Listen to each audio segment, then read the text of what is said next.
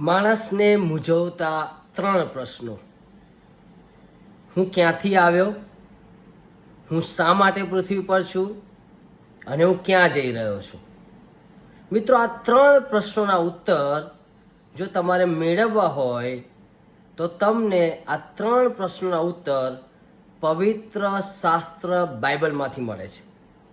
પવિત્ર શાસ્ત્ર બાઇબલમાં બહુ સ્પષ્ટ લખ્યું છે કે હું એટલે કે માણસ ક્યાંથી આવ્યો, માણસની ઉત્પત્તિનું કારણ શું છે, શા માટે ઈશ્વરે માણસની રચના કરી અને માણસની રચના કેવી રીતે કરી, માણસ કોણ છે, માણસને કેવી રીતે બનાવવામાં આવ્યો.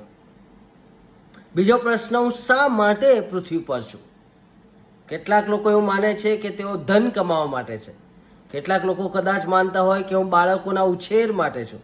કેટલાક લોકો એવું માને કે ભૌતિકતાને માણવા માટે છું. કેટલાક લોકો એવું માનતા હોય કે કદાચ આ સંસારની અંદર હું ખાલી જીવવા માટે છું. પણ એના માટે તમારે પવિત્ર શાસ્ત્ર બાઇબલ વાંચવું પડશે. પવિત્ર શાસ્ત્ર બાઇબલ બતાવે છે કે હું શા માટે, એનો મતલબ કે માણસ શા માટે પૃથ્વી પર છે. અને ત્રીજો અને મહત્વનો પ્રશ્ન, હું ક્યાં જઈ રહ્યો છું, એનો મતલબ મનુષ્ય ક્યાં જઈ રહ્યા છે. ઘણા બધા ગૂંચવણાની મધ્યે પણ પવિત્ર બાઇબલ પાસે આપણને સ્પષ્ટ માહિતી મળે છે, બહુ ખાતરીદાયક માહિતી મળે છે, ઉદાહરણ અને સચોટ માહિતી મળે છે કે માણસ ક્યાં જઈ રહ્યો છે, એનું મૃત્યુ પછી શું થશે, મૃત્યુ શા માટે આવે છે અને મૃત્યુ પછીનું જીવન શું છે અને એ આખરે છેવટે ક્યાં જશે.